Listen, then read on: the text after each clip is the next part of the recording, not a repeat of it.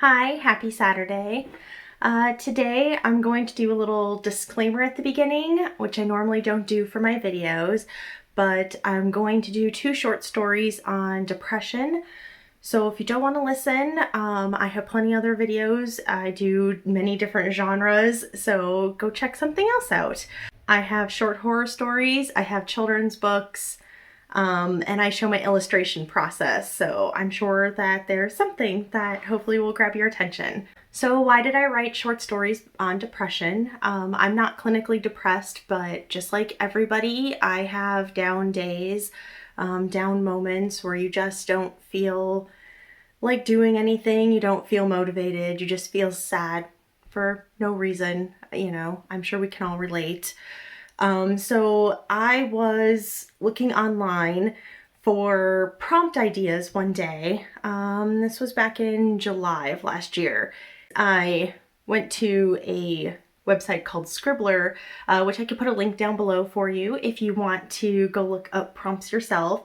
And they gave me 2 prompts that were not depression related. It's just that's the way that the story went as I wrote it. And I wanted to share those with you. And October is Depression Awareness Month.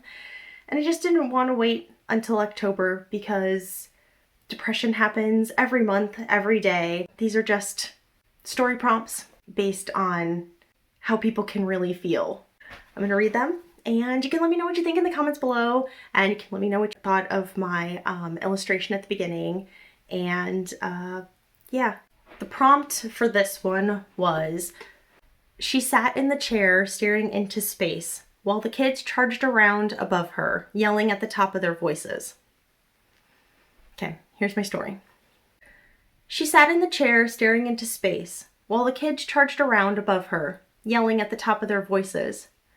She wanted to care, her old self would care, would tell them to shut up or go play outside. Or if she was feeling happy that day, let's go do something.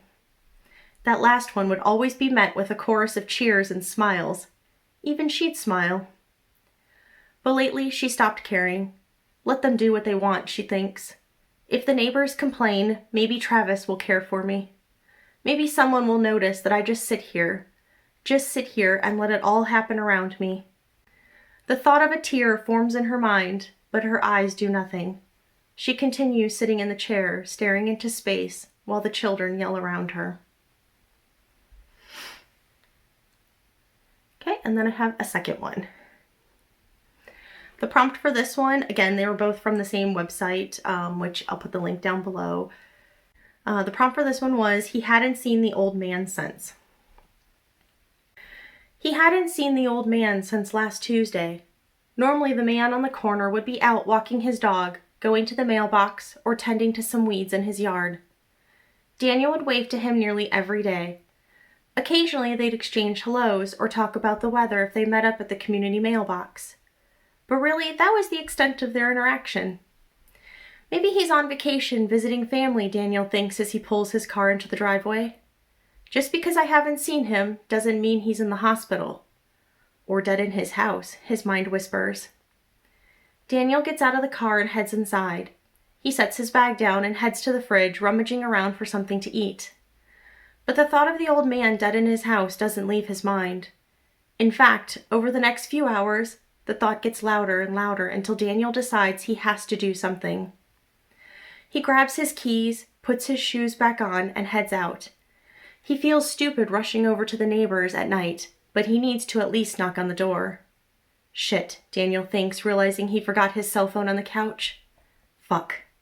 Well, if he has to come back to call 911, he will. With a heavy sigh, he keeps walking. 2 blocks later, and Daniel finds himself standing on the stoop of the old man's house. The lights are off, and the atmosphere is eerily quiet. Daniel knocks on the door and waits. 30 seconds pass and nothing happens. Daniel knocks again, louder this time. Another 30 seconds pass.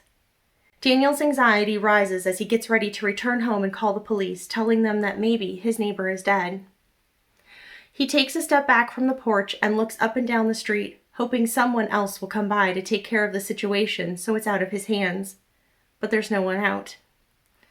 Daniel takes another step back, nearly standing in the pool of light cast by the street lamp when the porch light flicks on. Relief floods through Daniel's body, and he feels a little lightheaded. He hears the door latch click, and then the front door is pulled open. Daniel steps back up to the porch. "Hi," he waves as he normally does. Only this situation is not normal for him. The old man pulls the door open wider. Daniel can see that he's just woken him. The old man's shirt is rumpled, his hair disheveled, his eyes bloodshot and crusty at the corner. "Oh, I'm sorry," Daniel stammers. I hadn't seen you in a few days and just wanted to check on you." "Shouldn't have done it so late. Sorry, you go back to bed," Daniel offers, backing off of the stoop again. The old man clears his throat, but it still sounds rough when he talks.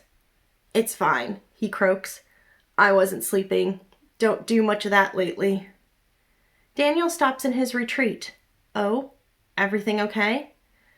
The old man shakes his head and a tear falls. "No," he admits. Daniel moves up to the door. He's usually not one to offer advice or be a shoulder to lean on, but somehow he feels this old man really needs someone right now. And Daniel is a someone right now. "Do you want to talk about it?" The moment is long and awkward as the question hangs between the two men. The old man shuffles back a step and Daniel is prepared to be turned away, but instead is invited into the house. He takes up the offer, and for that night at least, he eases the old man's burdens. There you go. That's it. Those are the only two I had. They weren't very dark on depression, but I wasn't trying to go for that. Just write a story. And that is what came from those two prompts, is just people dealing with things on their own and hoping somebody else notices. And that's all I have this week. Sorry it was a little down and dark, but not in the way I normally write, since most of my stuff, I mean, this is fiction, but most of my stuff is dark and it's a supernatural creature and not our own emotions getting the best of us. So do let me know what you thought. Again, I'll put the link to the website that I found the prompts on. I thought they were really helpful to just kind of get the creative juices flowing. Sometimes you need like an external source to help you. And let me know what you thought of my illustration.